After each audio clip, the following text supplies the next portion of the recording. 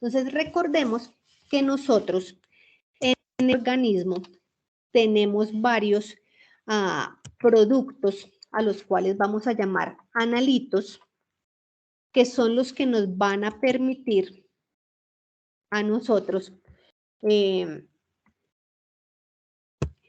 hacer la medición o hacer la evaluación de varios de esos procesos que nosotros vamos a llevar, que nosotros llevamos a cabo en el organismo, ¿sí?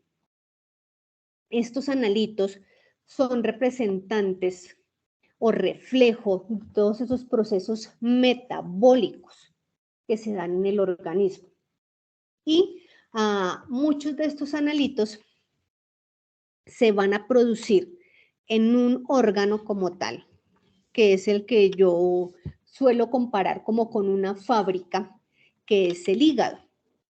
Y el otro órgano que es importante también aquí en la parte de la bioquímica con relación a estos analitos es el riñón, porque si la fábrica viene siendo el hígado, el riñón viene siendo como esa planta de tratamiento de aguas, ¿cierto? Que nos va a ayudar también a ir eliminando a través de la orina, que si nosotros revisamos la definición de orina sería un ultrafiltrado, ¿cierto?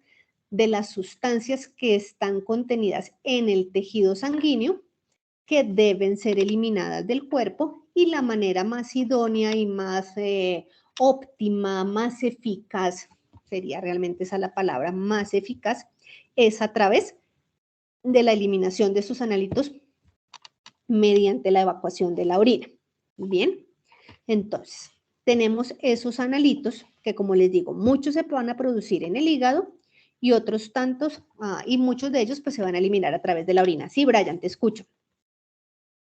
No, qué pena contigo, es que mientras me cuadran horario acá en la clínica me tocó cubrir un turnito en la noche y pues estoy un poquito boleado. ¿Tú esta clase la grabas?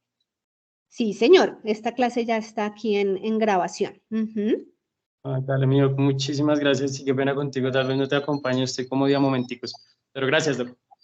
Ok, en Teams te recuerdo, entonces ahí está el grupo de bioquímica clínica del segundo semestre del 2022. Ahí están. Van a quedar las presentaciones y ahí está también grabada esta sesión. Al grabarse la sesión también queda presente la presentación. Vuelvo a la redundancia. ¿Listo? Listo, amigo, muchísimas gracias. Bueno, igual pues en la medida de lo posible lo que les digo, también está el chat, me pueden escribir al chat de la plataforma Moodle y cualquier duda se puede ir aclarando también por ahí, ¿vale? Bien, entonces continuemos con el tema. Entonces,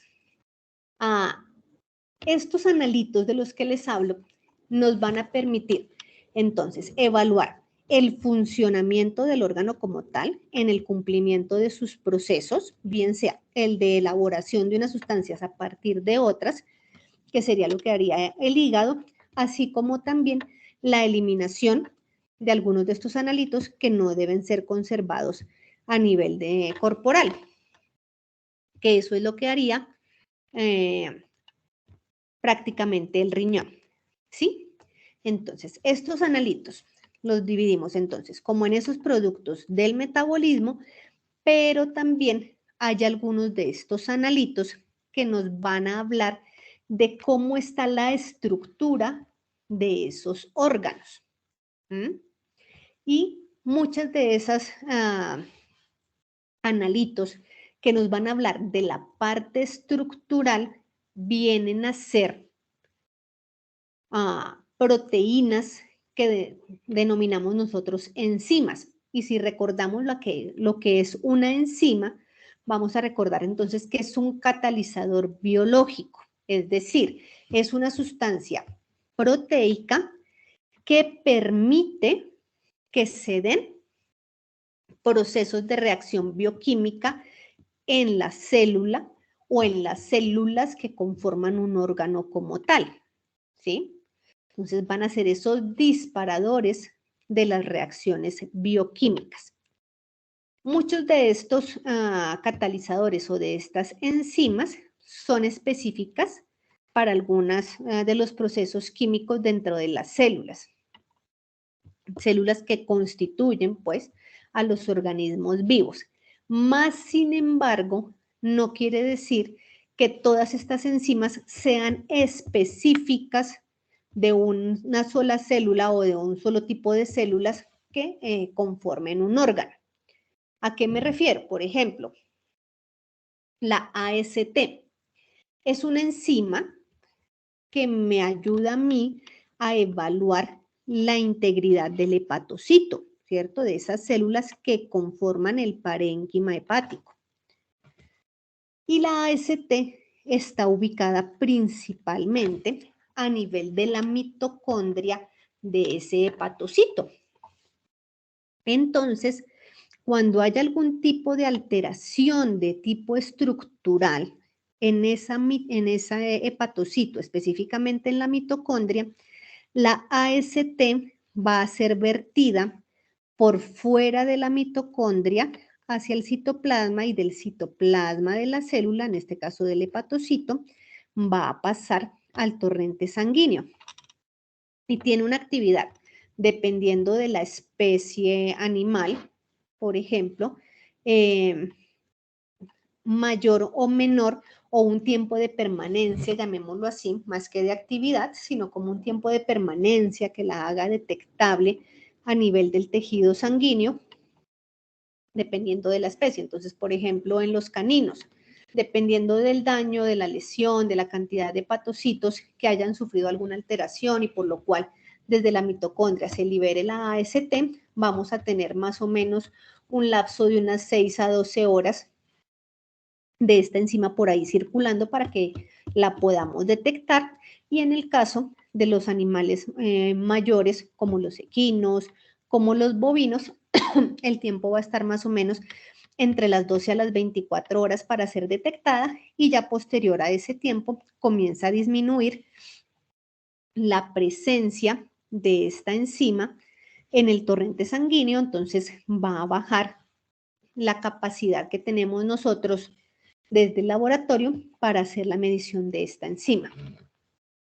Pero ahora, resulta que la AST no solamente va a estar presente en la mitocondria del hepatocito, resulta que la AST también va a estar presente en el citoplasma de las células que conforman el músculo estriado, de estos miocitos. Entonces, cuando hay lesiones a nivel del músculo estriado, podemos nosotros también evidenciar una elevación de la AST a nivel del tejido sanguíneo. Entonces, fíjense que ya tenemos una enzima que me va a permitir evaluar la estructura de dos órganos. Por un lado el hígado, por otro lado el músculo estriado, ¿sí? Entonces, esa enzima es específica para que se realicen algunos procesos independientemente en cada una de este tipo de células, pero desde el punto de vista clínico, esta enzima me va a permitir evaluar la integridad y en algunos casos, dependiendo también de la lesión o del tamaño de la lesión que se esté generando en cada uno de estos órganos, también me va a permitir evaluar el funcionamiento de cada uno de ellos. Bien, entonces hay enzimas que van a compartir, por así decirlo, el campo diagnóstico. Me van a servir para detectar, por ejemplo, con la AST, una enfermedad estructural hepática o una enfermedad estructural de músculo estriado. ¿Vamos bien hasta ahí? ¿Alguien tiene alguna pregunta? ¿Alguien tiene algún comentario? ¿Alguna duda?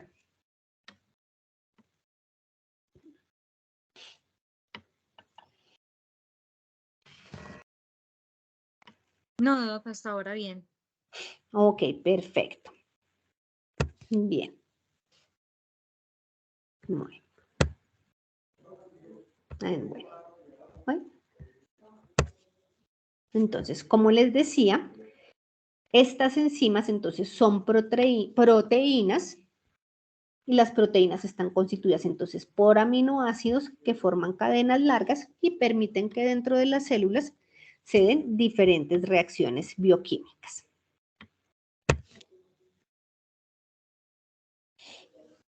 Entonces, todos los procesos celulares necesitan enzimas, ¿sí? Acordémonos por allá, por ejemplo, del ciclo de la glucosa, del ciclo de Krebs, del ciclo de la urea, que se dan a algunos en diferentes órganos, otros incluso, varios de estos ciclos se dan dentro del mismo órgano, por ejemplo, el hígado, por eso es que yo lo llamo la megafábrica, porque en el hígado sintetizamos carbohidratos, sintetizamos proteínas, sintetizamos o degradamos algunas proteínas grandes en algunas más pequeñas. Entonces, por eso es que hablamos de que todos los procesos que se dan dentro de las células van a necesitar de enzimas. Algunas de estos procesos metabólicos entonces se van a dar, bien sea en la membrana celular, bien sea dentro del citoplasma, bien sea, por ejemplo, a nivel de la mitocondria, como ya hablamos, por ejemplo, con la AST en el caso del hepatocito y con la AST en el citoplasma en el caso del músculo estriado, ¿sí? Entonces, estos procesos metabólicos mediados por enzima nos van a ayudar también a movilizar otro tipo de moléculas hacia adentro y hacia afuera de la célula, de manera natural, llamémoslo así, cuando no hay ningún tipo de patología. ¿Y qué es lo que hacemos nosotros desde el punto de vista clínico? Revisar si estos procesos celulares mediados por enzimas se han alterado por alguna patología en específico que se esté presentando dentro de ese órgano. Bien, y terminamos midiendo prácticamente el incremento de la liberación de estas enzimas durante estos procesos debido a la posible afección que se dé en la célula.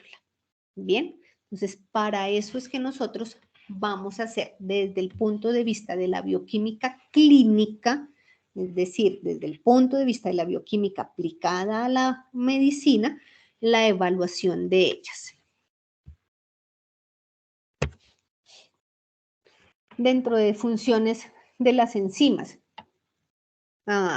sin que estemos hablando de que se está dando un proceso metabólico, patológico, entonces está catalizar la oxigenación de las moléculas para proveer energía, entonces todo lo que es metabolismo de carbohidratos simples o complejos, entonces volvemos a lo mismo, entonces el ciclo de la glucosa, el ciclo del glicógeno,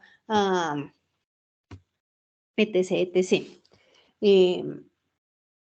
Estos procesos de enzimología pueden también catalizar la unión de macromoléculas. Por ejemplo,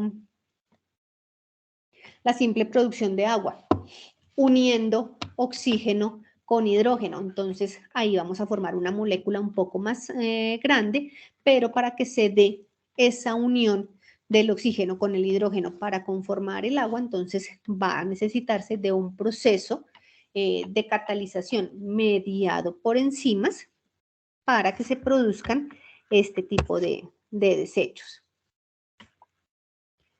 Entonces, cada enzima va a actuar sobre un sustrato en particular, ¿cierto? Es específico, va a generar la transformación de ese sustrato o de ese microelemento en otro producto y muchas veces ese producto que se obtiene de ese proceso de catalización puede convertirse o puede ser el sustrato que va a dar el origen a otro tipo de proceso, ¿sí? Entonces, una enzima puede ayudar a generar otra enzima que va a continuar con los procesos metabólicos, ¿sí?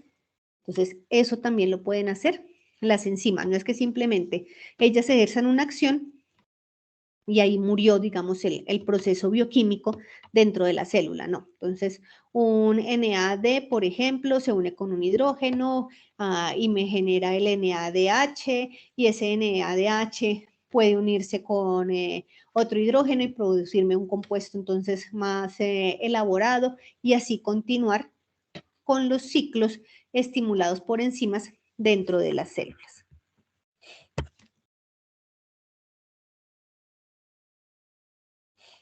Importante, tanto dentro del organismo como cuando nosotros queremos medir la presencia de estas enzimas de manera in vitro en el laboratorio, mezclando la muestra de nuestro animalito, de nuestro paciente, bien sea el suero, el plasma. En algunos otros líquidos también podemos encontrar las enzimas, aunque en menor proporción, por ejemplo, en la orina, en líquido cefalorraquídeo, por ejemplo. Entonces, para que se den estos procesos de activación o de catálisis de estas enzimas, deben cumplirse unas condiciones muy específicas. Tenemos el pH, es importante porque hay procesos que se dan a pHs ácidos, otros a pHs alcalinos, algunos muy pocos en pHs neutros. La temperatura también es importante para que se dé ese proceso, bien sea in vitro o bien sea dentro del organismo. Aquí hago un paréntesis y hago una consulta. Bueno, creo que Brian, que no sé si todavía está por ahí con nosotros o está por allá atendiendo a su paciente, o José Carlos, por lo que pude ver, creo que María Alejandra también, entendí que ya están haciendo o ejerciendo su labor como médicos veterinarios. ¿Sí o me equivoco? Sí, señora. Estoy en medio de una consulta. Tranquilo, tranquilo, o sea, me vas a ir escuchando por los laditos. ¿A qué iba yo? Sí, señora, ¿Alguno estamos ejerciendo ya, sí. ya tiene algo de práctica con el laboratorio clínico como tal? Sí, sí, señora. Ok, Sí, El laboratorio, con microscopía básica. ok, Brian con microscopía. ¿Alguno de ustedes con la parte de bioquímica? Con un Sí, equipo de señora. reflotrón. Sí, doc. Ok, Húmeda y seca. un reflotrón, escuché por acá. María Alejandra, ¿qué equipo me dijo? Varios de húmeda y seca, doc. De húmeda y seca. Bien, Catherine, que por ahí vi que estaba alzando la manito. Con Se me fue la Rayton. manito. Sí, también tengo experiencia con húmeda y seca. Ok, José Carlos. los equipos de nosotros llegaron hace 15 días, apenas estamos empezando, la verdad, apenas estamos empezando. Tan rico, huelen a Hematología y nuevo. química seca, sí, apenas estamos empezando. Y en ¿Adquirido en microscopio. alguno de los congresos, doctor? Aprovechando las promociones. Bien. ¿Quién más tenía por aquí una manito alzada? Veo una manito. Caterine Dayana, Diana Marcela, tienen ahí su manito. Buenas noches. Sí, Yo sí, señora. he Con tenido Rayton. manejo de química húmeda y química seca. Ok, Caterine y Diana también. Sí, señora. Bien. Entonces, ya ustedes lo saben.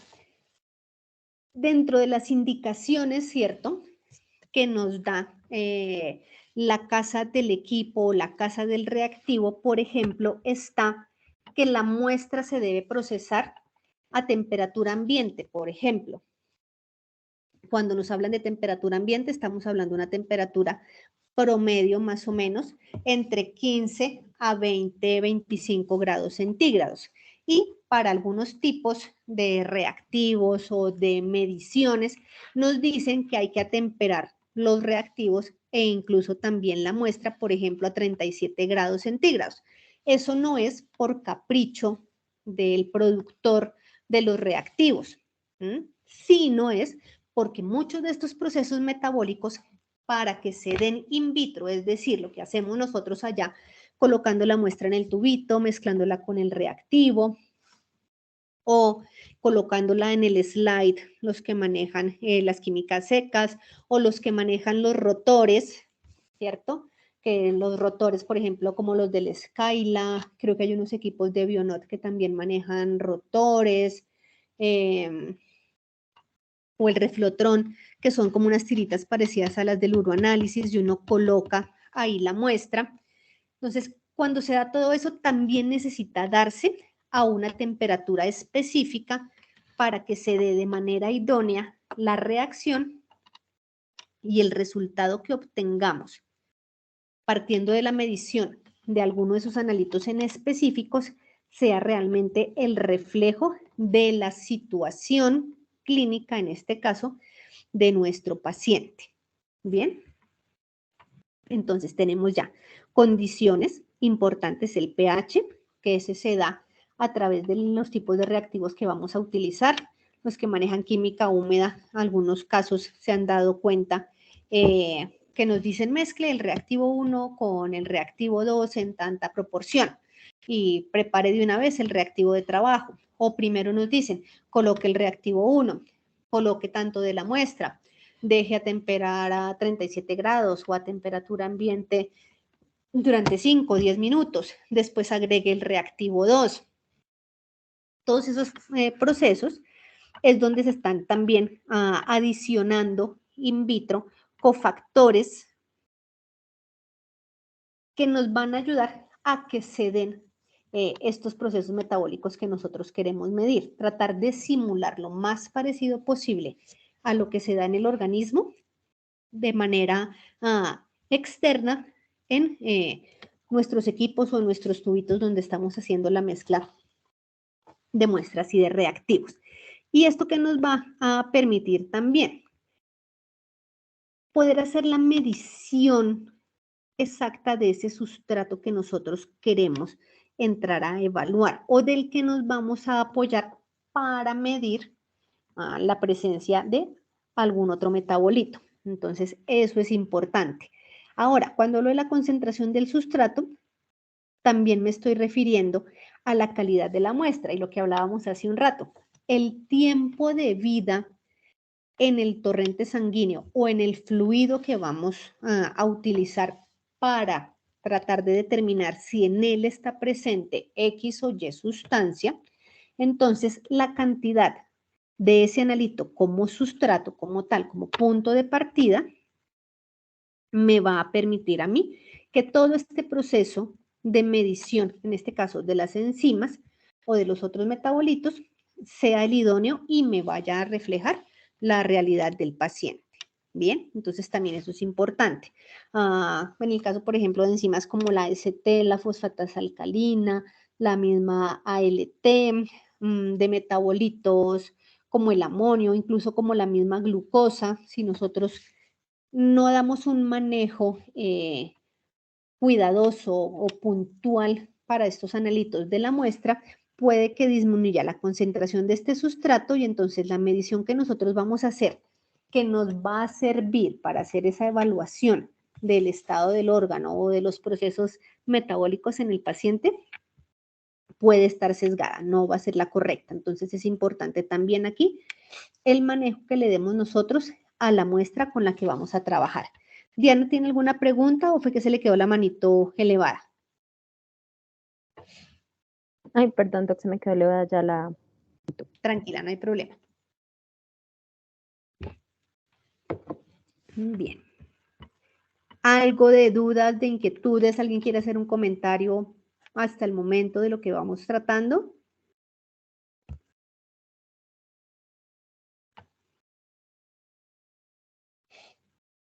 Bueno, entonces por lo visto todo va claro o soy una buena anestesista, ya los tengo a todos durmiendo. Digamos, a mí me gustaría que pues algunos colegas me contaran o sea, en cuanto a la clínica, cuál sería mejor en cuanto al tiempo de utilización del equipo, porque pues estamos en duda de comprar uno.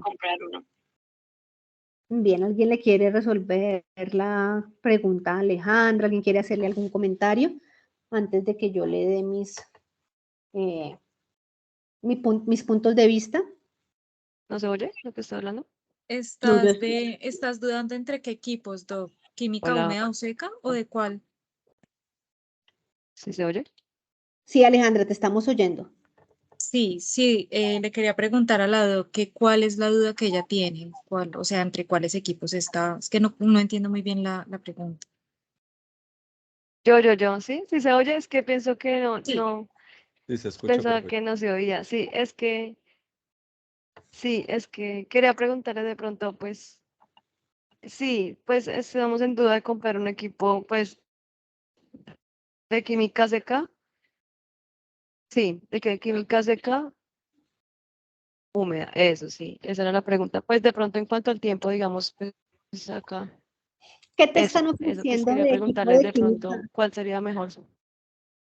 ¿Qué te están ofreciendo de equipo de química seca, Alejandra?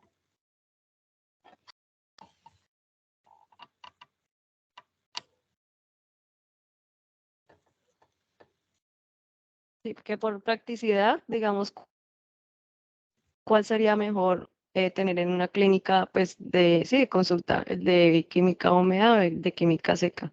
Yo pues también molesto mucho por la temperatura porque pues yo estoy en onda y la temperatura es muy alta. Entonces no sé si tenga mucho que ver eso del equipo de química. Esa, es que no estoy, no me siento pues, no sé cuál es la de los reactivos que toca pues en una temperatura, eso de pronto. O ya el de los discos que es así, pues no sé. Me gustaría de pronto que si me regalaran como una manera de vista de los cuales son los que tienen ustedes o el que manejan allá en las clínicas, ya que pues veo que la mayoría tienen. Bueno, vamos a escuchar primero a María y después a Catherine. María No, Alejandra. pues yo creo que más que todo tú tienes que ver qué es lo que rota en tu clínica. Si tú tienes propietarios que tienen un buen poder adquisitivo y pueden dedicarle a un examen de sangre completo 90, 100 o 120.000 pesos, la mejor opción va a ser la química seca. Por el contrario, si tú ves que en la zona donde tú estás no tienen buena capacidad adquisitiva, entonces hacen más bien 2 o 3 enzimas sanguíneas y no 9 o 10 o 12 que son las que traen los paneles, sería bueno la química húmeda. Por el tema de la temperatura, pues no pasa nada porque tú puedes, la mayoría de los reactivos los debes guardar en nevera y al momento de tú hacer las pruebas, pues simplemente los sacas, esperas a que se temperen y haces la prueba y no hay ningún problema. Es más que todo lo que rote en tu clínica. Entonces, en la química seca van a ser más costosos, pero van a ser en menos tiempos y más completos. Y la química húmeda, pues va a ser más barato tanto para ti como para el propietario, pero asimismo va a ser un poco más demorado y vas a darle unas 5 químicas, ¿sí me entiendes? Va a ser como menos completo. Esa creo que sería mi respuesta según lo que tenga tu clínica, lo que rote. Bueno. Catherine, escuchamos tu comentario.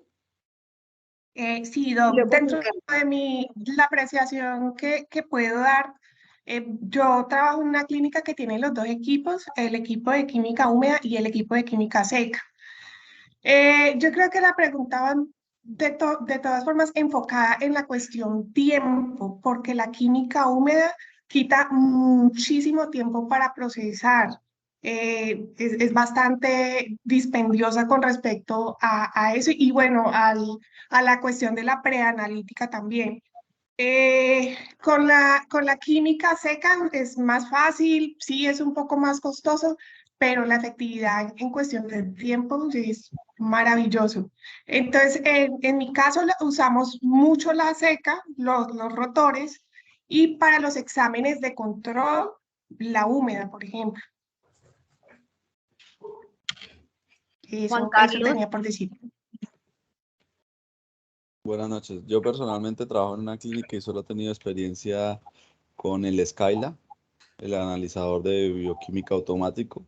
Es muy práctico, se centrifuga la muestra en 15 minutos, se le pone el reactivo al panel que tú elijas dependiendo de la patología o el examen clínico donde quieras llegar y en otros 15 minutos ya tienen los resultados. Más o menos tardan 40 minutos los resultados, en más o menos 14 parámetros. Ok, bueno, entonces, Catherine. Sí, sí, señora. Bueno, yo tenía experiencia con las dos y yo hablaba un día con una microbióloga me decía que incluso el margen de error de la química húmeda era un poco más alto que la seca, que porque, digamos, como tú haces, digamos que manipulación en cuanto a los reactivos y a la cantidad de muestras, muchas veces una mal pipeteada como tal puede llegar a pues, errores en cuanto a los resultados de los exámenes. Bueno, entonces todo eso es muy relativo y depende también de la práctica que uno tenga en el manejo de equipos. Quiero hacer primero una aclaración cuando ustedes hablan de la química seca. Los equipos de rotores, llámese Skyla, llámese el de Bionode, llámese el de Abaxis, no son equipos de química seca. El reactivo viene en cada panel para cada uno de los analitos, pues hay paneles que tienen 3, 4, 5, o sean los duales o sean los individuales en esos paneles. Esos analitos o esos reactivos para la determinación de cada analito viene liofilizado, es decir, viene como en polvo pero compactado. Si uno mira el rotor por debajo, antes de utilizarlo, ustedes van a ver que todo se ve como unas perlitas blancas, ¿cierto? Si han tenido la curiosidad, después de que pasan la muestra por el rotor y obtienen sus resultados, cuando el rotor sale del equipo, si ustedes lo giran, van a ver por debajo que donde estaba el puntico, ahora lo que hay es un color específico. Y si ustedes mueven el rotor, eso que se veía seco va a estar líquido, ¿sí? Entonces, eso también es una química húmeda que parte de un sustrato liofilizado. Ojo, no crean que eso es química seca. Los dos únicos equipos de química seca comerciales, veterinarios que se utilizan son Aidex y son el de Bayer, el Reflotron. Los demás no son equipos de química seca. ¿De acuerdo? Entonces, ahí les comparto pues como la primera observación. Uno tiene la mentalidad de que la química seca es mucho más fácil de manejar. Entonces, cuando la persona de la parte comercial le está ofreciendo a uno el equipo, le dice, ay, sí, este es el equipo de química seca y entonces este equipo te hace más fácil el trabajo y te disminuye los sesgos, por ejemplo, por lipemia, por hemólisis, por ictericia. No, esos de rotores, no. Los que tienen, por ejemplo, el Skyla, yo tengo 3 equipos de química en mi laboratorio. Tengo un Skyla, tengo un RA50 de Bayer que funciona con celdas y tengo un Mindray BA250. Entonces yo tengo los 3 equipos. Entonces uno puede ver ahí las diferencias de funcionamiento entre los 3 equipos y ninguno de esos equipos es de química seca, todos terminan siendo de química húmeda. Lo que varía es la presentación de los reactivos y la cantidad de reactivos que uno va a utilizar.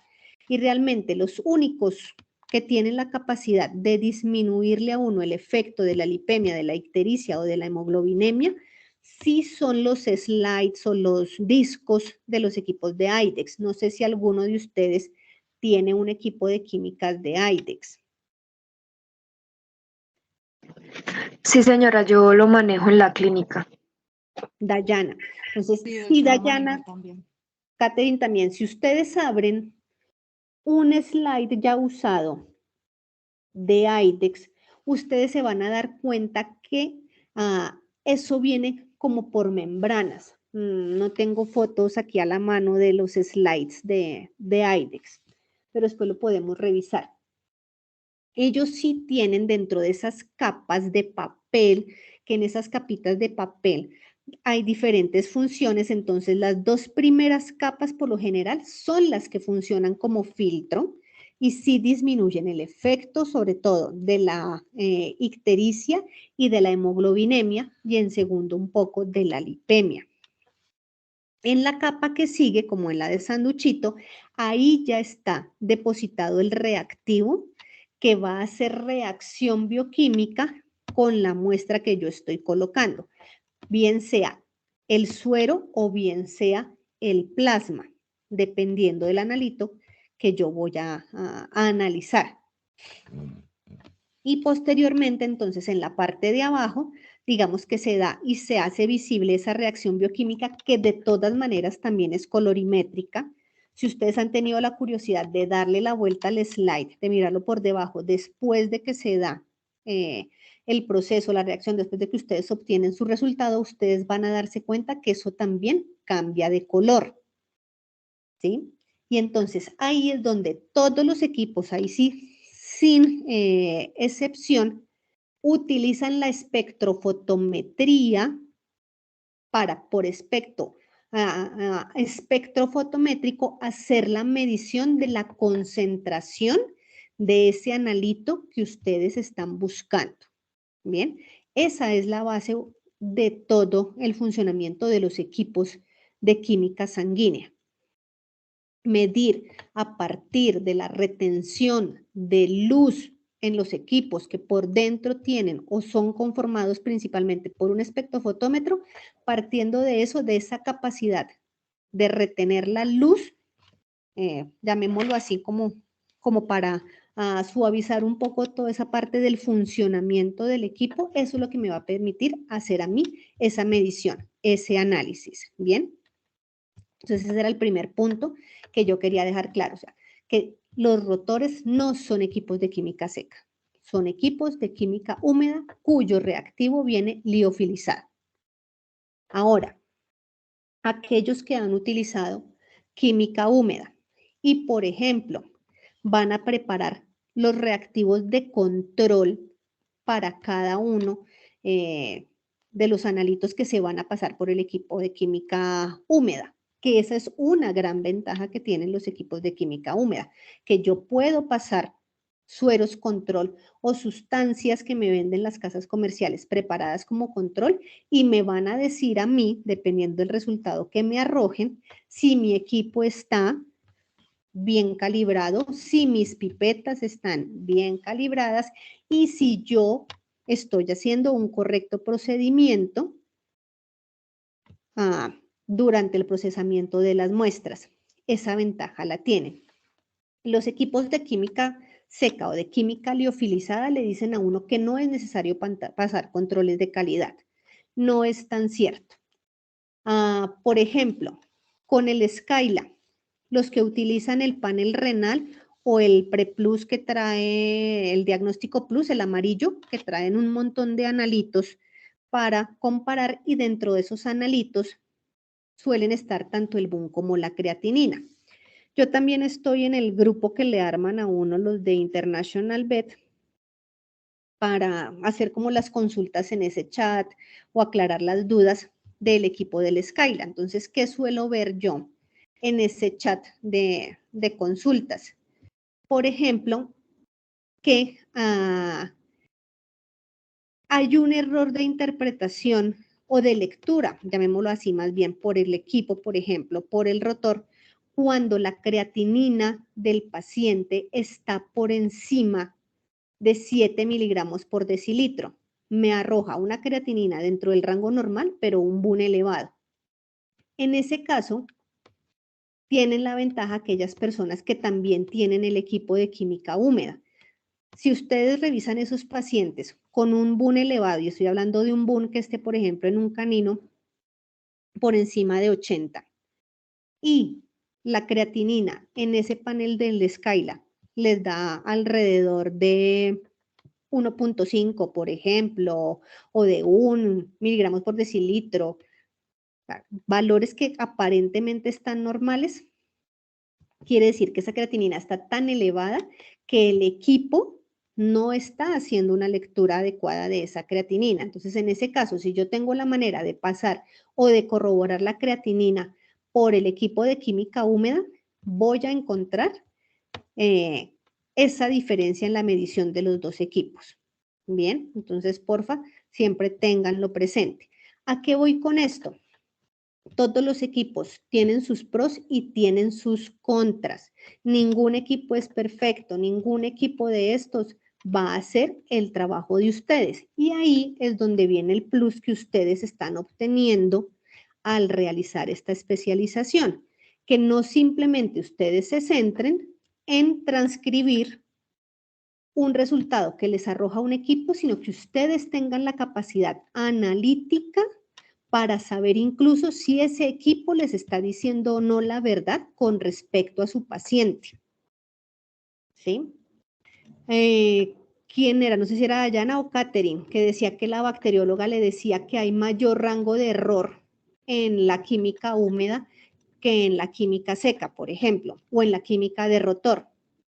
Eso depende. Si ustedes se fijan, vuelvo lo mismo a los que tienen el Skyla, si ustedes revisan el chat que le arman a uno, muchísimos de los colegas reportan discos que no pueden realizar la lectura por un error común que es el 213, que se llama falla de pipeteo. O sea, para manejar esos equipos también hay que aprender a pipetear.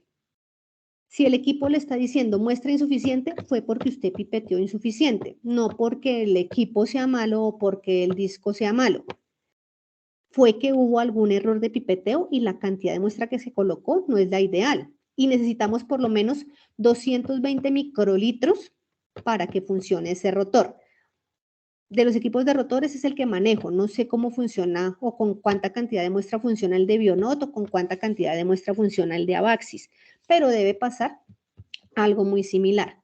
Adicionalmente, ¿qué sucede también? Cuando uno está en proceso, por ejemplo, de adquirir una Skyla, algunos de los asesores comerciales le dicen a uno que se puede pasar la muestra de sangre entera y comienzan a salir en la tirita unas alarmas que son como unos signos de porcentaje y ustedes se preguntan muchas veces qué quiere decir ese signo de porcentaje frente al analito.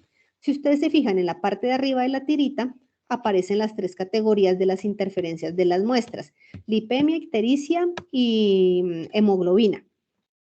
Cuando alguno de los 3 está aumentado, el valor de lectura que me está dando ese rotor puede estar sesgado por alguna de esas 3 interferencias. ¿Qué sucede en ese caso? Cuando la muestra está, por ejemplo, muy lipémica o muy hemoglobinémica, ellos le dicen a uno que uno puede hacer una dilución 1 en 2 con solución salina o una dilución 1 en 1, porque es una parte, o sea, 220 microlitros de agua destilada o de solución salina y 220 microlitros de la muestra. Hacer esa dilución, pasarla por el rotor y multiplicar el valor por 2. Pero en algunos pacientes los analitos están tan elevados o la calidad de la muestra, por ejemplo, la lipemia es tan elevada que una dilución 1 en 1 no me va a disminuir la lipemia. ¿Qué ventaja tiene en ese caso el equipo de química húmeda? Dependiendo del reactivo que yo maneje y del analito que yo quiera interpretar, yo en un equipo de química húmeda puedo hacer diluciones incluso hasta de 1 en 10 y con eso puedo pasar la muestra. Ahora, cuando tengo menor cantidad de muestra, es más fácil por un equipo de química húmeda hacer una dilución y optimizar la muestra. Cuando no tengo los 220 microlitros, comienzo yo a patinar con los equipos que hacen automáticamente el pipeteo o que me exigen un pipeteo muy puntual. Ahí sí, incluso también cae el equipo de IDEX porque él mismo hace la aspiración de la muestra y determina, dependiendo de los slides que yo le coloque, o sea, de cuántos analitos voy a procesar por ese equipo, él mismo me hace el pipeteo. Entonces tengo que tener una cantidad de muestra lo suficiente para que el equipo pueda funcionar. Y tampoco puedo aplicar diluciones tan fácil como lo puedo hacer con un equipo de química húmeda, ¿sí? Entonces, estoy de acuerdo con Catherine, con una de las Catherine, creo que con Catherine Stephanie, que es la que ella le decía a la doc María Alejandra que dependía de su objetivo y del perfil de sus clientes también, qué equipo escoger pensando en el mercado que tiene. Esa parte también es importante de tener en cuenta. Si realmente tus clientes son clientes de un perfil de cuadro hemático, aleta y creatinina, lo mejor que puedes hacer es tener un equipo de química húmeda, por ejemplo, y practicar el pipeteo. Eso es lo mejor que se puede hacer. Entonces, no hay equipo perfecto, ¿sí? Cada equipo tiene su fortaleza, cada equipo tiene sus desventajas. Ya depende de lo que ustedes quieran hacer, del mercado que tienen, y para cada equipo tienen que tener la capacitación adecuada. Dime, Yuri Alejandra. Buenas noches, Dot. Esto que pasa contigo es que yo he tenido más o menos experiencia con lo que son las químicas húmedas, pero no con las químicas secas. ¿En alguna parte de la clase vamos a hablar así sobre eso o me podrías explicar más o menos cómo se llevan a cabo? Bueno, no tengo aquí a la mano ahorita, pero entonces te prometo que que para empezar la clase que viene, voy a conseguirme unas foticos de los diferentes equipos. Entonces, con eso podemos ver algo de las diferencias. Y para que me entiendan un poquitico más, por ejemplo, cuando les hablo de los slides, como de los disquitos o unos mini discos que son los que manejan los equipos, por ejemplo, de IDEX para la parte de la química. Entonces también le voy a tomar unas fotos a mis rotores antes y después de los procesos para que también los vean, y hacemos como un poquito de la aclaración de la parte de los equipos. Esto lo suelo hacer más de pronto en el momento de la práctica, cuando tengamos la práctica presencial. Ese día súper apretado que no nos alcanza para mayor cosa, pero lo intento hacer ahí. ¿Sí? Porque pues es más fácil viéndolo que yo explicándoles acá, pero como también sé que no todos tienen la posibilidad de estar el día de la práctica presencial, que es al final del semestre también, y de pronto ya hasta todo esto que les estoy contando se les ha olvidado. Entonces, para el inicio de la próxima clase, o sea, dentro de hoy en 8 días, Yuri, te muestro cómo sería el funcionamiento diferente o más o menos cómo es diferente cada uno de estos equipos. ¿Te parece? Sí, Dot, muchísimas gracias. Con mucho gusto. Bien. Entonces, no sé si le resolví la duda a María Alejandra o la dejé todavía más enredada, y no sé qué opinan los otros doctores y si les aclaré algo de los mitos de la química seca en nuestro medio.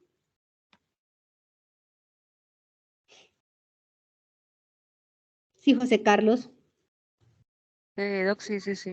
Me quedó muy Doctora, claro, la verdad. muy Yo sí. objetivo lo que dijo usted, porque es que normalmente a uno cuando le están vendiendo estos equipos, claro, le dicen a uno que la química seca mucho mejor que la química húmeda y eso, entonces pues uno se anima pues a comprar el equipo, y lo que explica usted, sí, pues nosotros lo compramos, claro.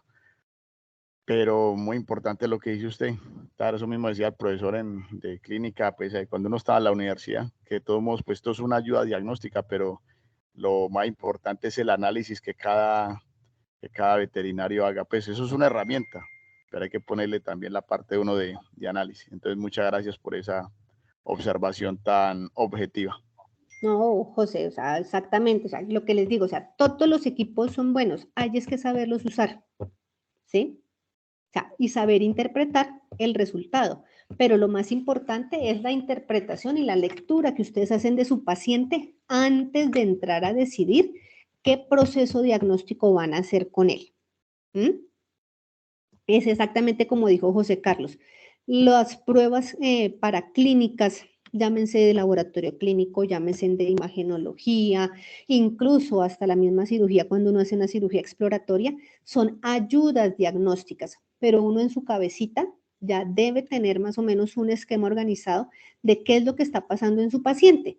Y cuando uno aplica las diferentes pruebas, uno lo que está haciendo es el ejercicio de confirmar o descartar sus posibles diagnósticos, sus diagnósticos diferenciales a través de estas herramientas diagnósticas, ¿sí? Y es importante también tener antes algo de conocimiento de los equipos y de cómo funcionan para en el momento en que uno va a adquirir algo, estar uno un poquitico más claro y más centrado de si eso es lo que necesita. Para las clínicas veterinarias como tal, me parecen excelentes los equipos de rotores y me parecen también excelentes los equipos de IDEX, porque ustedes ya tienen una manera como más fácil también de manejar el precio del mercado, siendo clínica al mismo tiempo, ¿sí? Teniendo su apoyo diagnóstico y teniendo su clínica. Les queda más fácil manejar los costos y la retribución a la inversión que ustedes han hecho en esos equipos. cuando se tiene un laboratorio que se llama de referencia, o sea, como el que tengo yo, que es al que ustedes por lo general, algunos remiten las pruebas de laboratorio, es un poquito más difícil. A nosotros nos toca jugárnosla un poco más para poder hacer todos los procesos que ustedes necesitan y para que desde el punto de vista económico también sea más rentable para ustedes y para nosotros. Y lo otro, pues es que nosotros también tenemos que tener una competencia también con tiempo, ¿no? Porque tenemos que evacuar una serie de muestras que llegan en el transcurso del día, así como ustedes también tienen que tratar de obtener resultados lo más pronto posibles de sus pacientes. Algunos de ustedes de pronto incluso estarán ubicados en sitios donde no sea muy fácil acceder a un laboratorio de referencia. Entonces, Catherine, por ejemplo, que está en Onda, no sé si en Onda hay un laboratorio clínico veterinario de referencia. Entonces, pues digamos que por manejo de clientes de tiempo y no tener esa opción, pues ella necesita una herramienta que le pueda arrojar en menor tiempo la mayor cantidad de información posible. Entonces, para Catherine puede ser muy interesante tener un equipo de rotores o tener un equipo de ITEX de slides. Pero vamos a lo mismo, también cuál es tu mercado, en cuánto puede vender esa prueba de laboratorio que va a ser su apoyo diagnóstico, cuánto está dispuesto el propietario a invertir en su paciente. Entonces, todo eso también debe tenerse en cuenta al momento de hacer la elección del equipo con el que se va a trabajar en el apoyo diagnóstico. ¿Bien? ¿Algo más que aportar aquí antes de continuar?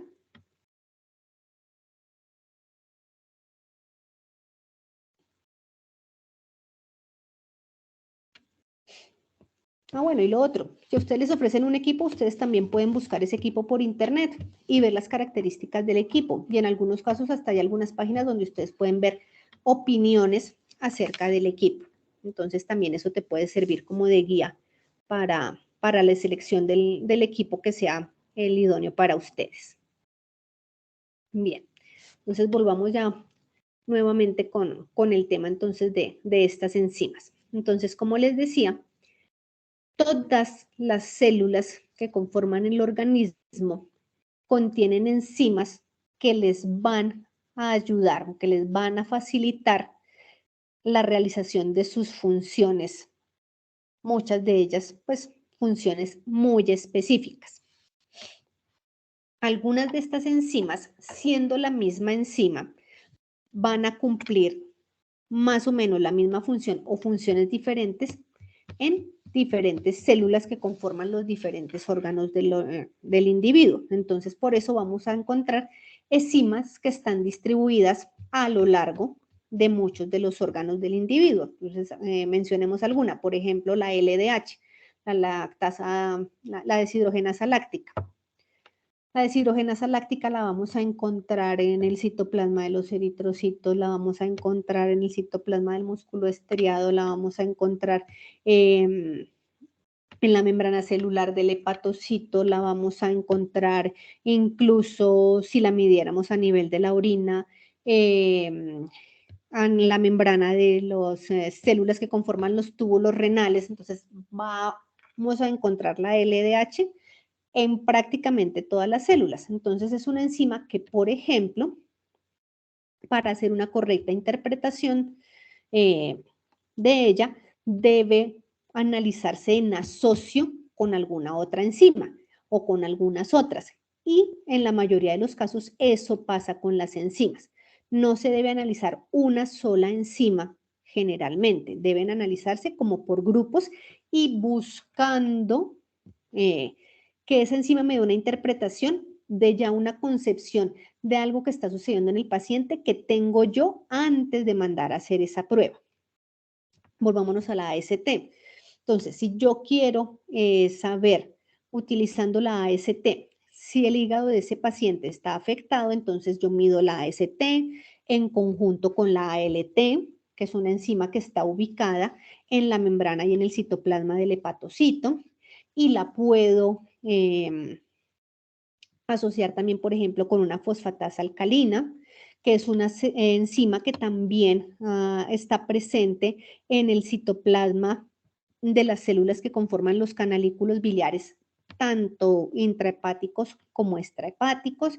Igualmente la puedo asociar con una GGT. Entonces, fíjense que ya ahí tenemos prácticamente 4 enzimas que me van a ayudar a evaluar la estructura del hígado, tanto de los hepatocitos como de los canalículos biliares. ¿Sí? Entonces, ahí tengo ya una visión estructural mayor de ese órgano. Ahora, digamos que el paciente está postrado y en este caso el paciente es un caballo. Y yo hice el análisis del funcionamiento de la estructura, perdón, de la estructura hepática, porque con las enzimas lo que hacemos es evaluar la estructura.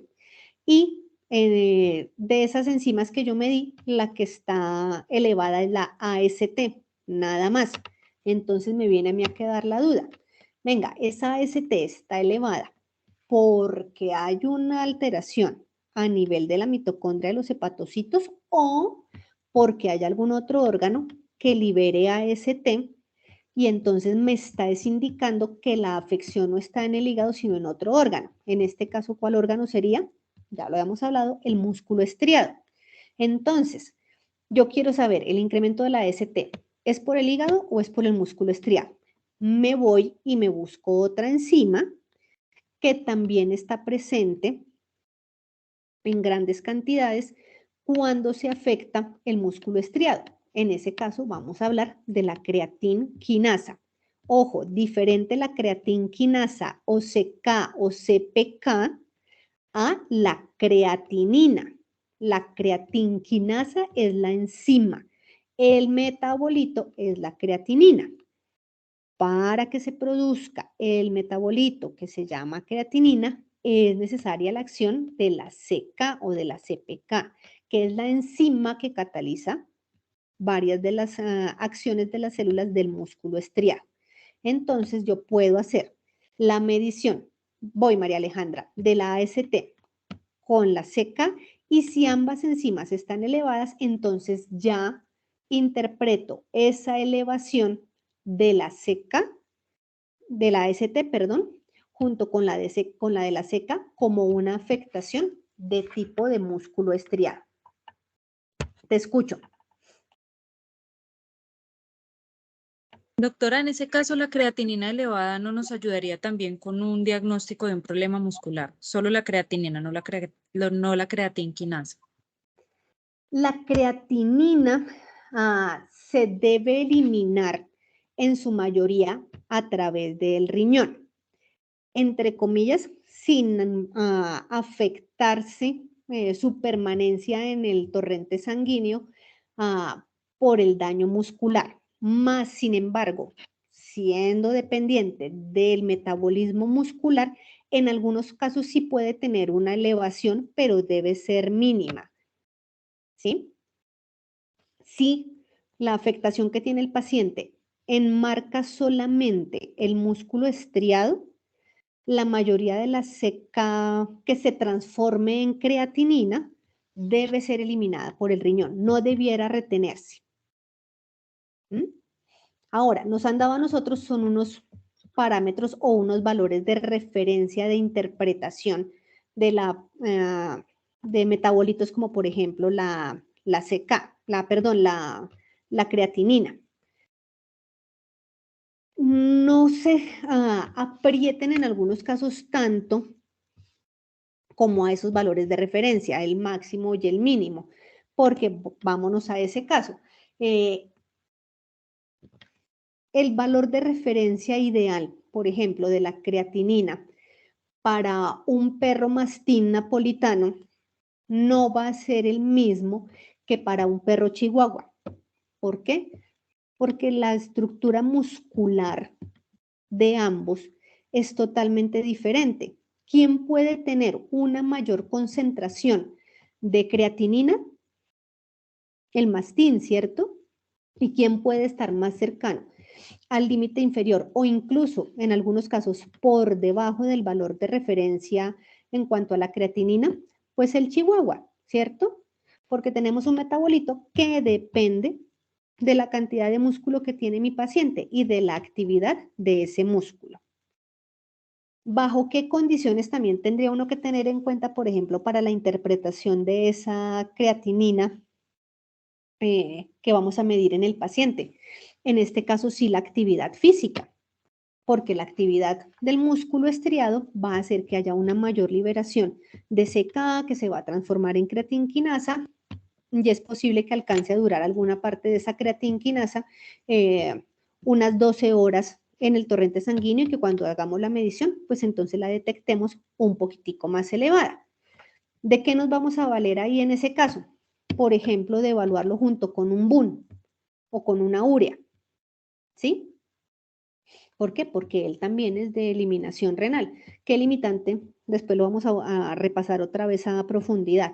¿Qué limitante tiene la medición del BUN o de la urea? Que ellos son producto del metabolismo de las proteínas que se consumen en la dieta.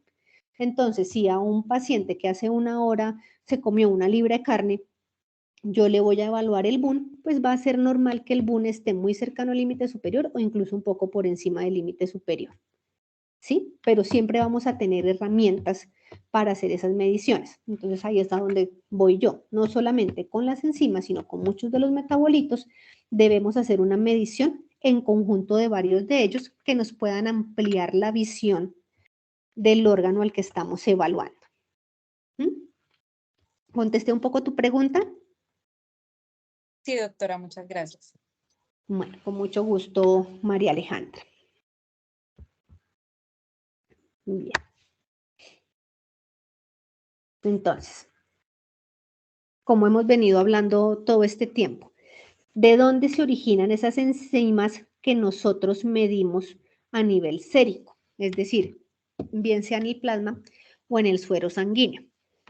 Viene de todo ese proceso metabólico que de manera normal y permanente se da en las células sanas. ¿Cuándo es clínicamente significativo para nosotros? Cuando hay un incremento del vertimento desde las células hacia el torrente sanguíneo de estas enzimas. Aunque vuelvo y les repito, no solamente podemos medir algunas de estas enzimas en torrente sanguíneo, también lo podemos hacer en orina, también lo podemos hacer en líquido abdominal, también lo podemos hacer en líquido cefalorraquídeo, por ejemplo. ¿Sí?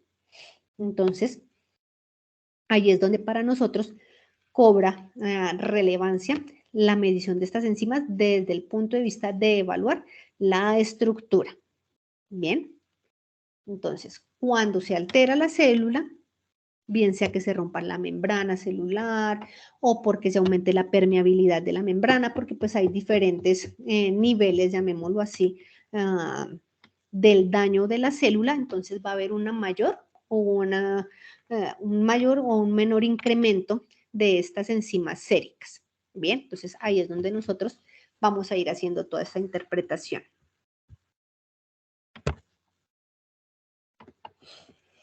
Entonces, de aquí, entonces, que la enzimología clínica haga una parte importante de lo que es el análisis de la bioquímica sanguínea. Bien, ¿por qué? Porque entonces la actividad de estas enzimas nos va a facilitar a nosotros interpretar lo que está pasando en el paciente. Va a ser una información de tipo diagnóstica y pronóstica bastante significativa de nuestro paciente. Bien, pero todo bajo el correcto margen de la interpretación. Y vuelvo y les insisto, y también creo que José me acompañaba en esa opinión.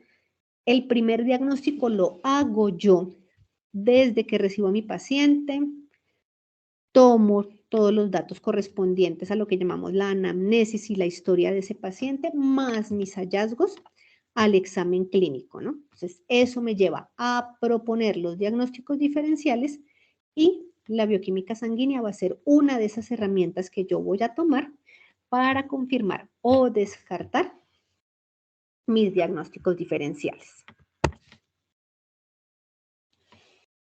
Entonces, aquí podemos ver nosotros en este cuadrito varios de esos procesos metabólicos de los que habíamos hablado que hacen parte de la enzimología. Entonces están la mayoría de los procesos con los que nosotros trabajamos desde el punto de vista in vitro, que son los procesos de oxidorreducción, lo que tiene que ver con casi toda la parte de las enzimas como la AST, la ALT, la fosfatasa alcalina, la LDH, la gamma-glutamiltransferasa, son procesos de oxidorreducción, ¿sí? Ya, por ejemplo, la formación de complejos como la urea, como el amonio, vienen de procesos dados como, por ejemplo, el de las liasas, junto con las ligasas, junto con las transferasas también, procesos de hidrolación o de reacciones de hidrólisis, los que se dan a nivel pancreático, por ejemplo, en el páncreas exocrino, ¿sí? Para la formación de enzimas digestivas como la tripsina, como la amilasa, como la lipasa pancreática. Las liasas también son procesos que se dan, por ejemplo, en los procesos de producción de energía, ¿sí? Para conformar carbohidratos más complejos o porque la mayoría de estos procesos metabólicos vienen en las dos vías, ¿no? Van y vienen, entonces también se puede dar para la degradación, por ejemplo, de carbohidratos complejos. Bien, entonces todos esos procesos se dan de igual manera dentro de las células, porque todas las células necesitan energía, todas las células necesitan sus propias proteínas para sus metabolismos internos, y ya depende de nosotros y de cómo vamos interpretando a nuestro paciente, darle la interpretación adecuada a cada uno de estos procesos. Bien. Tenemos a nivel del plasma o a nivel sérico muchas enzimas y estas enzimas las podemos dividir inicialmente en dos grandes grupos. Entonces vamos a tener enzimas que son de carácter endógeno. ¿Qué quiere decir eso? Que las enzimas que se liberan desde las células en condiciones normales, no estamos hablando en este momento todavía de patologías, sino en condiciones normales, desde la célula hacia el torrente sanguíneo, estas enzimas endógenas están diseñadas o están orientadas a que los procesos que ellas van a catalizar son procesos específicos que se deben dar en el plasma o en el suero sanguíneo. ¿Cuáles de esas enzimas serían? Por ejemplo, las que participan en la formación y en la activación de los factores de coagulación, ¿sí? Y las que actúan también en la activación de la cascada del complemento, o sea, de procesos inflamatorios. Acuérdense que los procesos inflamatorios pueden tener tanto partes o participación en los procesos inflamatorios como tal, como también que los procesos inflamatorios pueden generarme alteraciones en los procesos de coagulación. En este caso sería cuando ya tenemos un paciente que por un proceso inflamatorio agudo o crónico cae en una coagulopatía intravascular, por ejemplo. Entonces ahí tenemos mezclado un proceso inflamatorio que termina afectando los procesos de la coagulación. ¿Sí se acuerdan de esas dos condiciones o de esas dos situaciones que se presentan en nuestros pacientes? Los procesos inflamatorios y cómo los procesos inflamatorios pueden afectar los procesos de la coagulación, llegando a las coagulopatías intravasculares, bien sea focalizadas o diseminadas.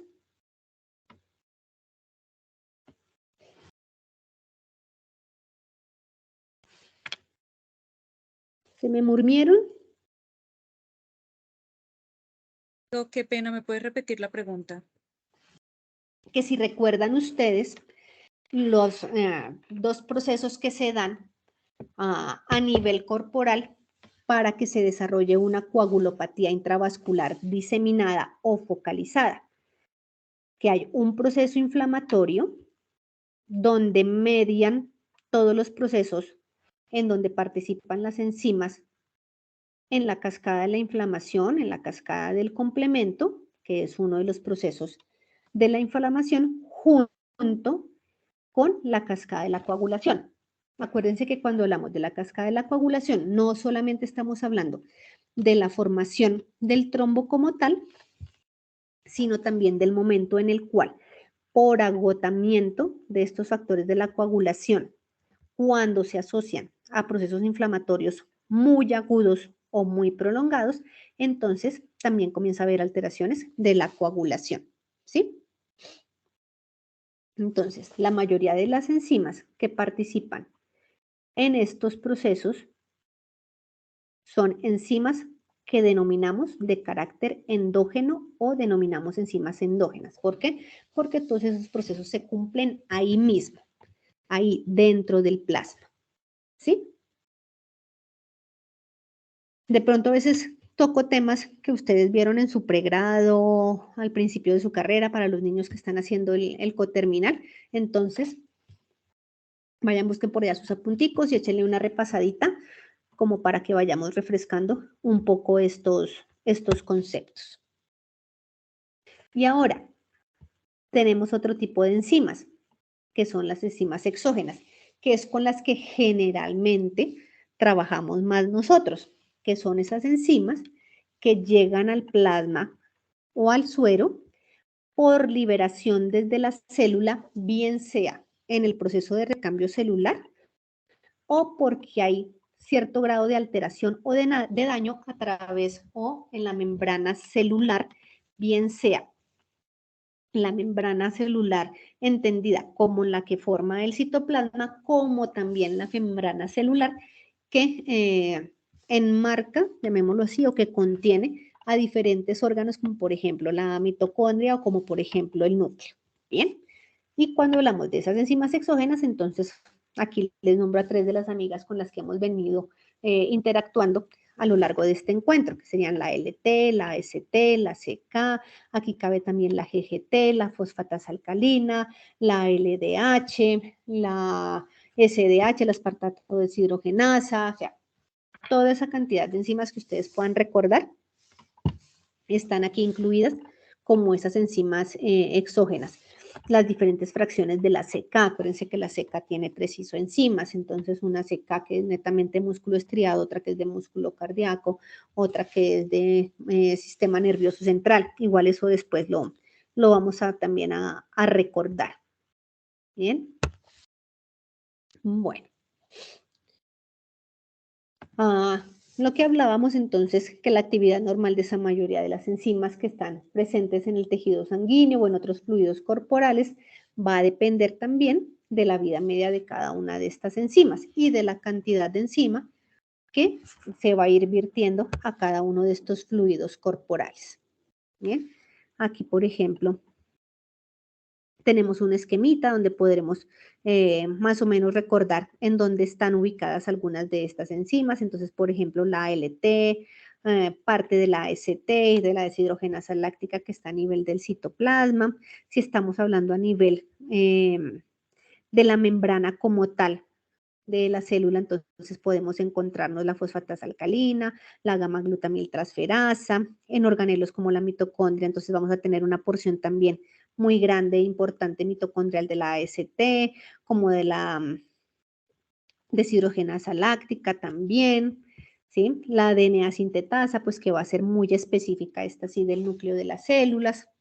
Entonces fíjense que tenemos una amplia distribución de enzimas en todo el marco de la célula como tal. Y esto es algo muy similar para todas las células que conforman los diferentes organismos. Entonces, en la mayoría de los procesos normales, vuelvo y repito, hay liberación de estas enzimas.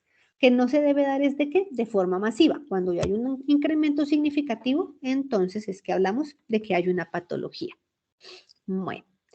Muchas de estas enzimas, después de que llegan al torrente circulatorio y bien sea que sean endógenas o exógenas y cumpla su función, van a ser atacadas por otras enzimas, que en este caso sí son muy de carácter endógeno, que vamos a llamar enzimas proteásicas, y son las que se encargan de ir degradando a estas cadenas de proteínas para ser reutilizadas y en algunos casos, en una cantidad muy poquita, ser eliminadas, bien sea en procesos que se realizan dentro del mismo hígado o en procesos que se realizan a nivel del riñón.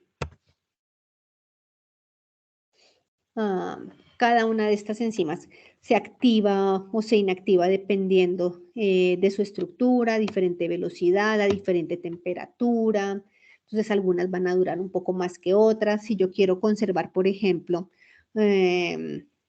la concentración de enzima, digamos, a nivel de suero sanguíneo para hacer un estudio, entonces yo puedo lo que hacer es tomar el suero lo más pronto posible de obtenida la muestra, congelarlo y así me perdura un tiempo más, por ejemplo, alguna de estas enzimas. La mayoría bajo congelación alcanzan a mantenerse en la concentración en la que se liberó en el momento en que yo evalúo a mi paciente, incluso durante un mes. Hay otras que realmente si estén congeladas por ahí más o menos 8 días o 15 días van a poder ser medibles de manera idónea. Donde se liberan entonces o donde se eliminan la mayoría de estas enzimas después de que han cumplido sus procesos y de que son inactivadas por las enzimas proteásicas, entonces a nivel de vaso, a nivel de hígado, incluso a nivel del sistema de retículo endotelial de la médula ósea. Ese es un proceso que se da a través de endocitosis, que se regula pues por receptores específicos que haya a nivel de la superficie celular para poder hacer el proceso de aclaramiento, llamémoslo así, de estas enzimas que están en el sistema sanguíneo. De qué puede depender la concentración de las enzimas en la sangre. Entonces, por ejemplo, en algunos casos de la excreción renal, muy poquitas pasan como tal por el glomérulo y se eliminan en la orina.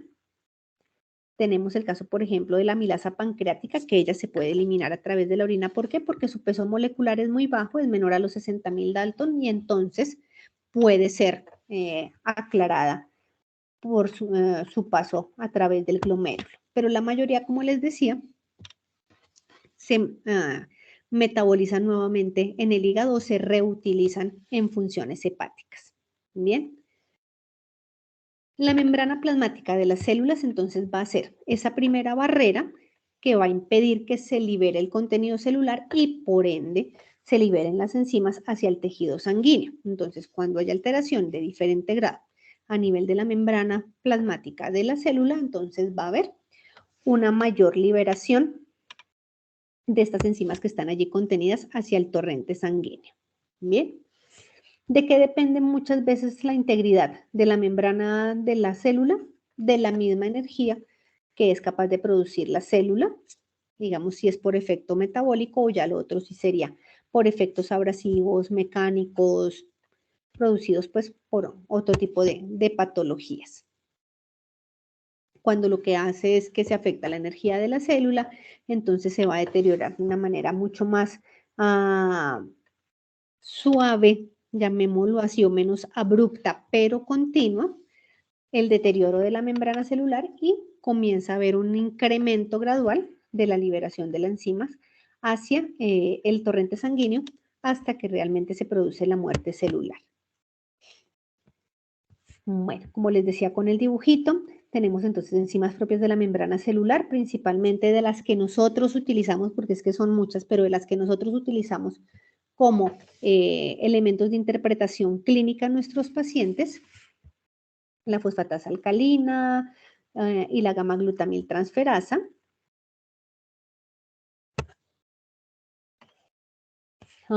Factores que pueden influir dentro del daño celular, aparte pues, de la alteración de los procesos de energético. Entonces tenemos la hipoxia, o sea, la falta de oxigenación en la membrana celular, agentes químicos, físicos o farmacológicos, algunos agentes microbianos, alteraciones inmunitarias, algunos defectos genéticos, que entonces van a alterar la calidad de la membrana celular. Y aquí, en este cuadrito, les recuerdo, entonces, más o menos como un poco resumido, en dónde estarían ubicadas algunas de estas enzimas en cuanto a su posición dentro de la célula.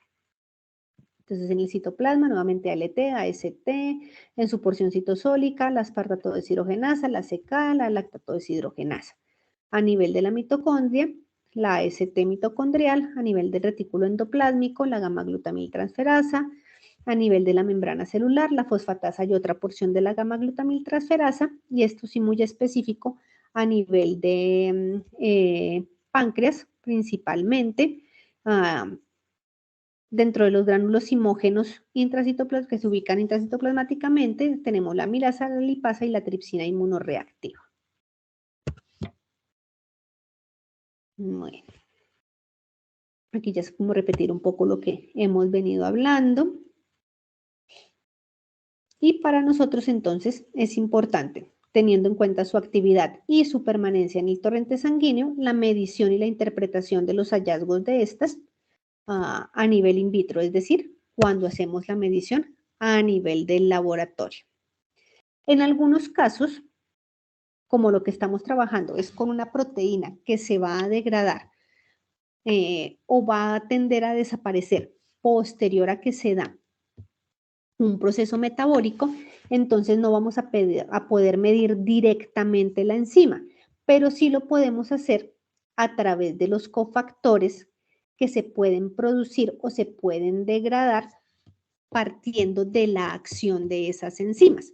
Entonces, ahí tenemos que podemos hacer in vitro la medición de cofactores como el NADH y el NADPH para tratar de estimar la concentración, principalmente, por ejemplo, en el caso de estos cofactores, de la ALT, de la AST, de la fosfatasa alcalina y de la GGT. Bien, esto ya también lo hemos repetido.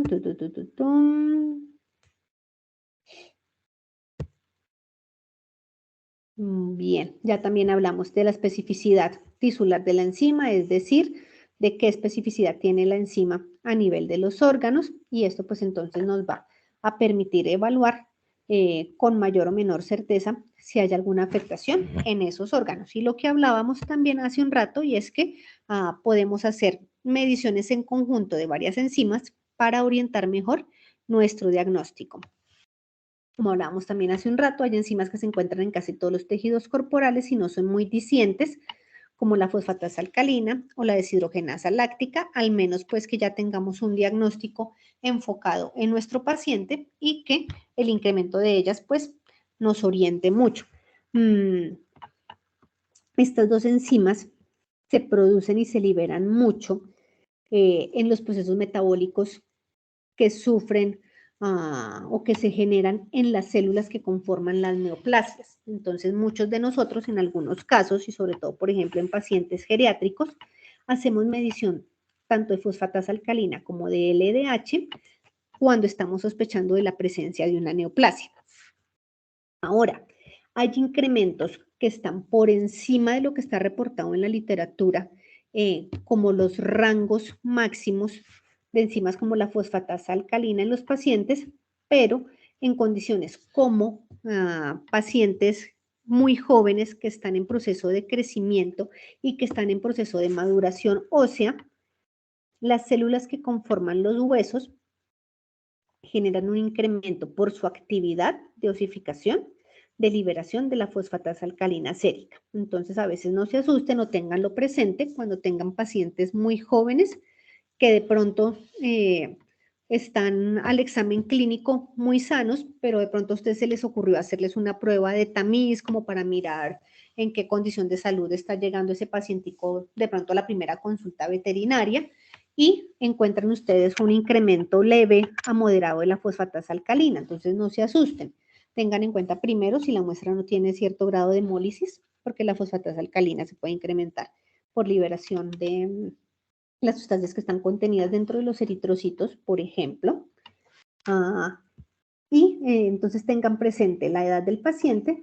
Si es un paciente juvenil que está en proceso de crecimiento, entonces, como les decía, puede tener un incremento leve de la fosfatasa alcalina sérica. Bien. Y si es dado el caso, si tienen alguna duda, pues se apoyan en algunas otras enzimas para hacer esa interpretación. Bien. ¿Con qué unidad de medición evaluamos nosotros la actividad de las enzimas? Con las unidades internacionales, que es la que actualmente se utiliza, digamos que, a nivel mundial. Bien. ¿Cómo se denomina? Una unidad internacional como la cantidad de enzima que se cataliza en la transformación de un micromol de sustrato por minuto, bajo condiciones definidas de pH, temperatura, concentración de sustrato, eso que ya habíamos hablado. Entonces, eso es lo que se denomina una unidad internacional. Bien. Y también hay otras maneras de hacer la medición, que todo está asociado junto con el Sistema Internacional de Medidas. Entonces, ellos han expresado o han propuesto un nuevo sistema que, bueno, que ya no está tan nuevo, de medición de concentración de esas enzimas. Y, por ejemplo, son los CATAL o los kilocatal.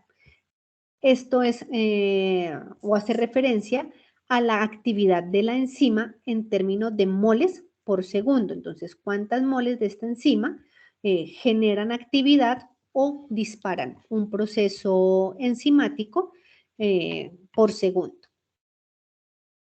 O también lo podemos medir en catales por litro. ¿A qué equivale un catal por litro? A una unidad internacional es igual a 10 a la menos 6 moles por segundo.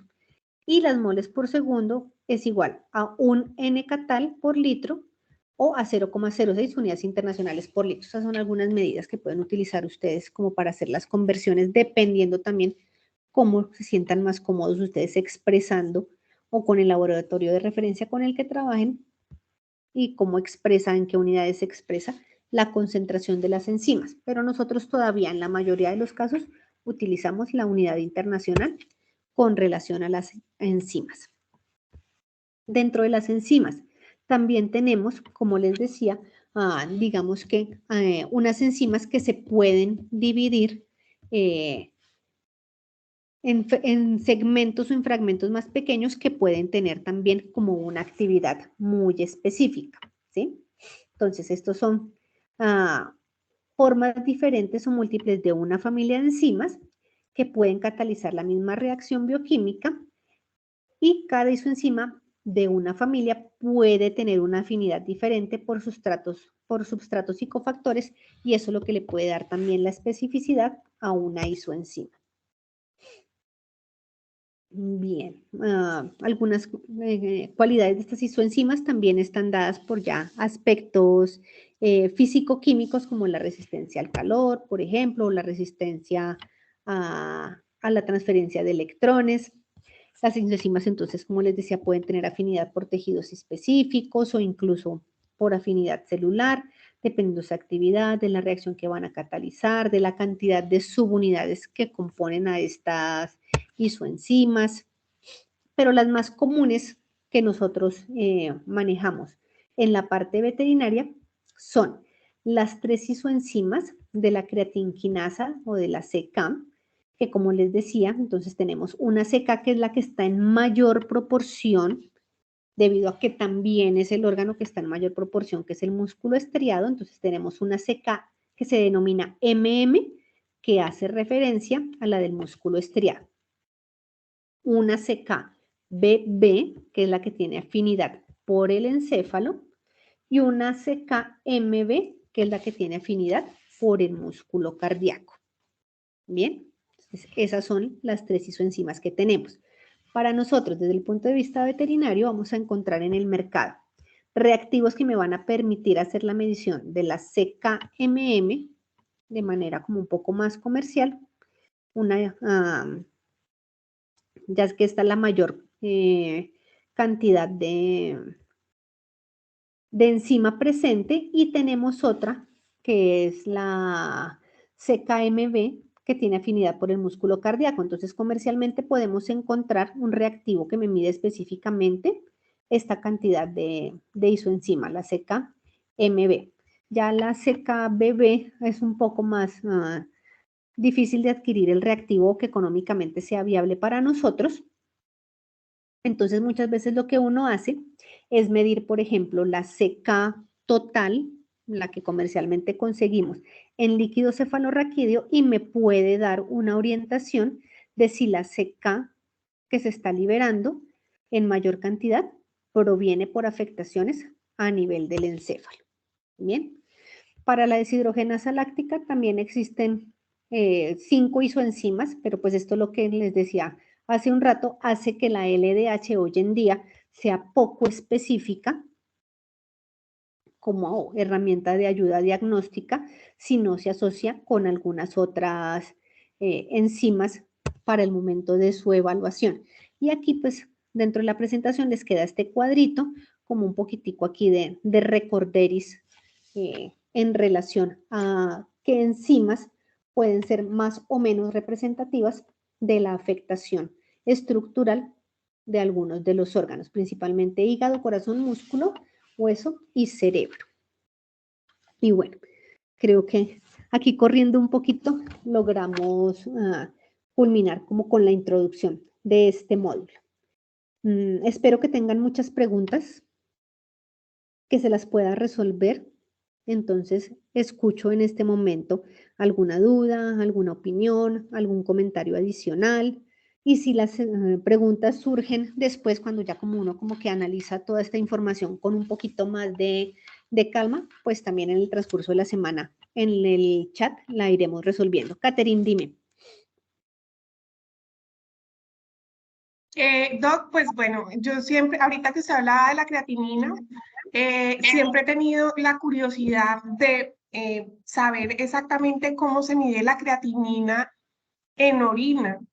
Pues ya que uno mira el inserto, por ejemplo, de la prueba en la máquina de química húmeda y tiene unas conversiones matemáticas un poco confusas. Entonces, no sé si de pronto tienes información que me puedas Sí. compartir No sobre cómo no hacer te esa vayas medición. Ok, no te vayas a complicar mucho a veces como con las mediciones o con las indicaciones matemáticas que aparecen en los insertos. Trata de buscar si el reactivo que tú vas a utilizar, que la mayoría de los reactivos con los que nosotros hacemos la medición de la creatinina sérica nos sirven para hacer la medición de la creatinina urinaria. Debe haber un segmentico ahí en el inserto que te dice, para medir en orina, realice una dilución. Las creatininas que yo utilizo por lo general son de 2 casas comerciales. Una se llama LabTest y la otra se llama Human. Esas son las 2 casas comerciales que a mí como que más me gustan, digamos, para este metabolito. Y la indicación de esa casa comercial es hacer una dilución de la orina, centrifugar la orina, primero que todo, y trabajar con el sobrenadante, es decir, con lo que queda por encima del sedimento, porque como vamos a hacer una lectura utilizando un espectrofotómetro, si yo tengo todavía elementos que me generen incremento como en la turbidez del fluido con el que voy a trabajar, pues la absorbancia va a ser mayor, entonces me va a arrojar un incremento falso por la cantidad de sólidos que tengo en la orina, en este caso. Entonces centrifugas y haces una dilución del sobrenadante 1 en 10, una parte de orina por 10 partes de agua destilada. ¿Sí? Entonces, por ejemplo, 1000 microlitros de agua destilada por 100 microlitros de orina, ¿sí?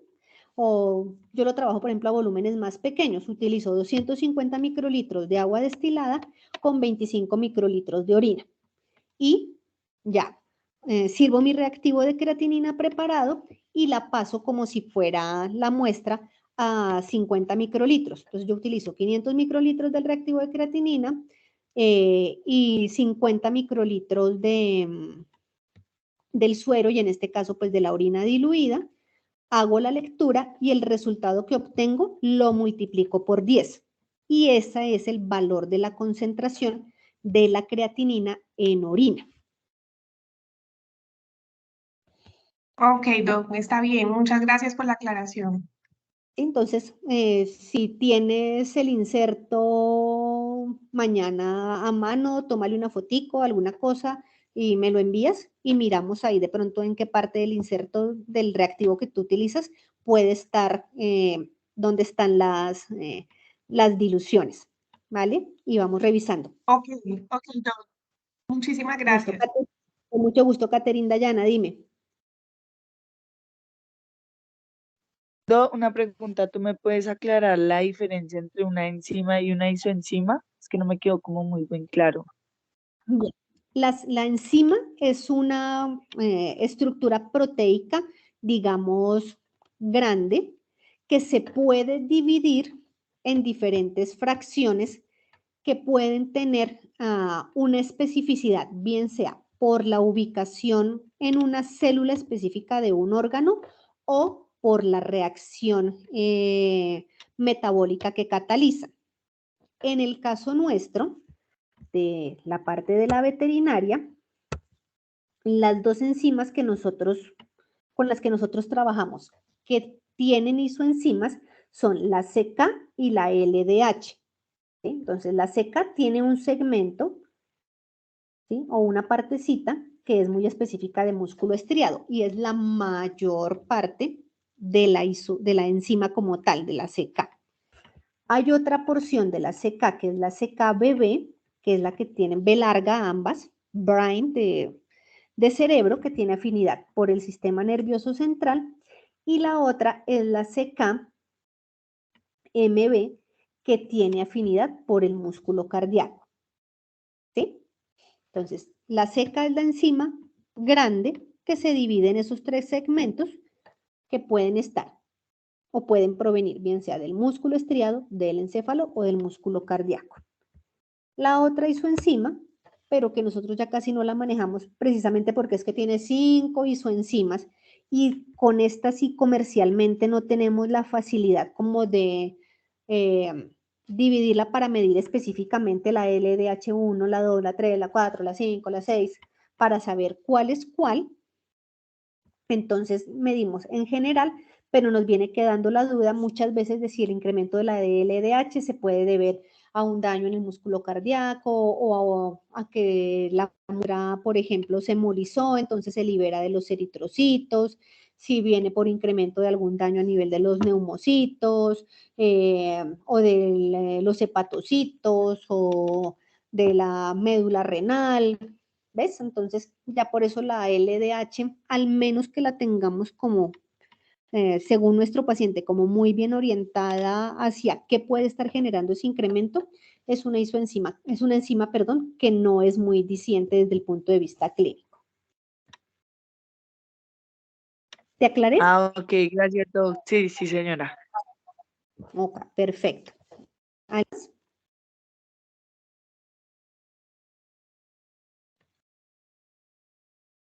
Bueno, estuvo adecuado. Perdón, Dime, yo tengo dime. una pregunta. Sí, María Alejandra, dime. Tengo una pregunta acerca de la lipasa. Lo que pasa es que la lipasa específica pancreática felina o canina no es tan común, ¿sí? No se encuentra tan fácil. Y quería preguntar, yo sé que la lipasa normal que viene, por ejemplo, en el panel plus del Skyla no es específica, entonces no sé qué tan práctico sea un examen en el que nosotros veamos lipasa, amilasa o solamente en el dual para nosotros diagnosticar una pancreatitis. No sé si eso sea viable o si nosotros podemos caer en un error al guiarnos con esa lipasa que no es específica. No, no es un error. ¿Cómo nos puede servir de prueba de tamizaje? ¿Sí? O sea, yo sospecho que el paciente puede tener una pancreatitis. Entonces, yo puedo primero aplicar la realización, por ejemplo, de ese dual lipasa amilasa. Perdón, sí, lipasa amilasa. Puedo hacer la medición. Si esa lipasa de ese dual, siendo no tan específica, no siendo la inmunoreactiva, comienza a salir elevada o sobre el límite superior o incluso llega a superar el límite superior, ya puedo con mayor certeza sugerirle al propietario o tomar la decisión de hacer una medición de una lipasa pancreática inmunoreactiva, ahí sí ya específica canina o felina. Sí la puedo utilizar como prueba de tamizaje. No puedo definir 100% con ella que tengo una pancreatitis en ese paciente, pero sí me puede servir como prueba de tamiz. ¿Sí? Y en caso de, por ejemplo, limitante del presupuesto del propietario, ¿se podría, o sea, sería irresponsable tratar a un paciente con esa lipasa? Solo sin la específica. A ver, ¿qué otras condiciones del paciente me pueden generar un incremento de la lipasa sin que sea por tema pancreático?